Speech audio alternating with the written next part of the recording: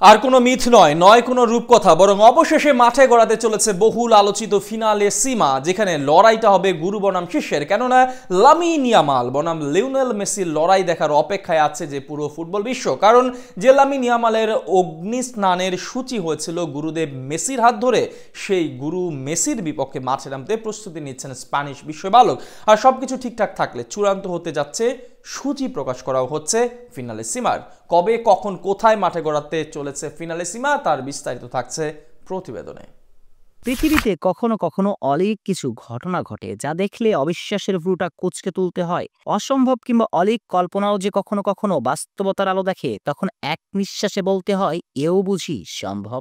এই দুদলমান পৃথিবীতে আসলে সবই সম্ভব। অসম্ভব বলতে কোনো শব্দই হয়তো এই ধরনীতে নাই। যদি থাকতো তাহলে কি আর ফুটবলের বর্তমান আর ভবিষ্যৎ স্প্যানিশ তরুণ লামিন ইয়ামাল, ফুটবলের অবিনেশ্বর কিংবদন্তি স্প্যানিয়ার তরুণেরই গুরুদেব, যার হাত ধরে শিশুবেলাতে নিজের অগ্নিস্নানের সূচি হয়েছিল, সেই মেসির বিপক্ষে কি আর লড়াইয়ের ময়দানে নামতেন ১৭ বছরের লামিন?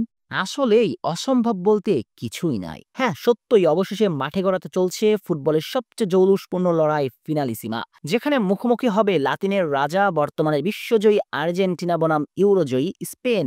বিষয়টি নিশ্চিত করছে বিভিন্ন গণমাধ্যম। আগামী বছরই মাঠে গড়াতে চলেছে ফিনালিসিমা।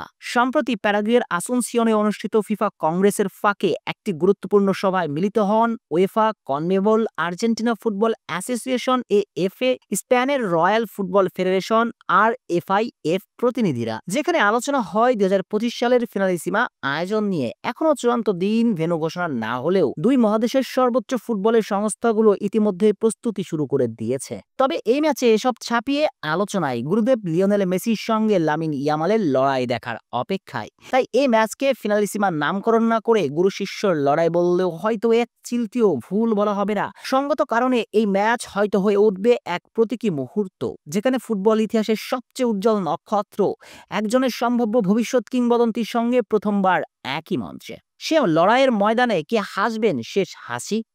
গুরু মেসি নাকি শিষ্যের পায়ের ঝলকানিতে ভাঙবে গুরুদেব মেসির স্বপ্ন? সে প্রশ্নের উত্তর তো সময়ে বলবে। তবে শক্তিমাত্রার বিচারে এই ম্যাচে কেউ কাহরে নাহি ছাড়ে। কেননা স্প্যানিশদের ফরওয়ার্ড লাইনে যেমন নিকো লামিনদের মতো তারুণ্য নিয়ে ভরপুর, তেমনি স্ক্যালেনের ফরওয়ার্ড লাইনটাও বিশ্বসেরা। মধ্য মাঠও দুই দলের প্রায়ই সমানে সমান। একদিকে যেমন পেদ্রি, গাভি, রদ্রির মতো বিশ্বমানের মিডফিল্ডার আছে, অপরদিকে স্কাই হোয়াইটদের মিডফিল্ড তো যথারীতি দুনিয়ার সেরা। ওই মিডফিল্ড দিয়েই তো বিশ্ব চ্যাম্পিয়ন স্ক্যালনির ছেলেরা নিজেদের দিনে বিশ্ব চ্যাম্পিয়নদের মিডফিল্ড যে কাউকে দেখাতে পারে বৃদ্ধা আঙ্গুল। তাই ম্যাচটা জমজমাট একটা লড়াইয়েরই ইঙ্গিত প্রদান করছে। এখন দেখার অপেক্ষা কে হাসেন শেষ হাসি, গুরুদেব মেসি নাকি শিষ্য লামিন? ইউরোপ তাদের শ্রেষ্ঠত্ব বজায় রাখবে নাকি লাতিনিরা ধরে রাখবে নিজেদের ঐতিহ্য? সেটাই এখন দেখার অপেক্ষা। বলে রাখা ভালো, সর্বশেষ ফিনালিসিমা অনুষ্ঠিত হয়েছিল ২০২৩ সালে, যেখানে ইউরোজয়ী ইতালিকে ৩-০ গোলের ব্যবধানে হারিয়েছিল ২০২১-এর কোপা আমেরিকা চ্যাম্পিয়ন আর্জেন্টিনা।